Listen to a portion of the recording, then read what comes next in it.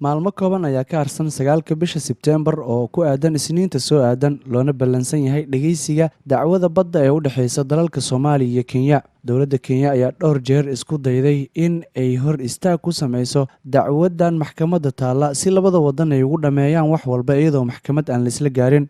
balse dowladda Soomaaliya ayaa ku adkeysatay in kiiskan lagu xalliyo maxkamadda cadaaladda adduunka ee ICJ. hay-ad Kenyan ah oo lagu magacaabo Pan African Forum magaceedana loo soo gaabiyey PAF oo ka dhisan gudaha dalka Kenya ayaa waxaa hadda dowladda Kenya ay ku boorinaysaa in ay dalbato in meesha laga saaro Garsoore Qawi Axmed Yuusuf oo ah madaxa maxkamadda cadaaladda adduunka ee ICJ oo kiiska badda qaadaysa. Madaxa hay-addan David Matsanga ayaa ku doodaya in Qawi uu yahay shakhsi Soomaali ah isla markaana dhowr jeer uu ka hadlay waxyaabaha uu jecel yahay iyo sida uu rabo. waxa uu sheegay in uu dalbanayo in Qawi bannaanka la geeyo xilliga laga doodayo dacwadaha labada wadan iyo tabashadooda. Matsanga ayaa waxa uu ku tilmaamay arrin khatar ah oo waxba aysan ka soo bixi karin haddii kiiska uu goobjoog u ahaado Qawi oo isagu u qaado. waxaan u doodaynaa danaha dalalka Soomaaliya iyo Kenya iyo wadamada geeska iyo sidoo kale bartamaha qaaradda Afrika,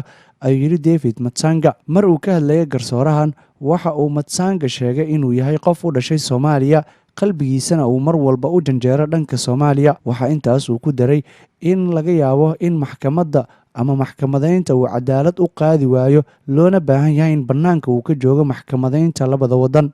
David Matsanga ayaa yiri anigoo ku hadlaya magaca Baana waxaan dowladda Kenya ku boorinayaa in aysan dacwadda ka qayb qaadan haddii ICJ goobjoog ay ka dhigto Qawi oo ah madaxa ugu sarreeya maxkamaddaasi. waxa ay ku boorinaysaa dowladda Kenya sidoo kale Baana in dacwadda oo idil dhageysigeeda isaga baxdo, isagoo sheegay in cadaalad aysan heli karin haddii Qawi uu goobta yimaado. dowladaha Soomaaliya iyo Kenya ayaa dacwadooda badda waxa ay soo jiitamaysay 10kii sano ee lasoo dhaafay, waxaana dowladdii hore uu hogaaminaya Xasan Sheekh Maxamuud kiiskan ay u gudbisay maxkamadda cadaaladda adduunka ee ICJ.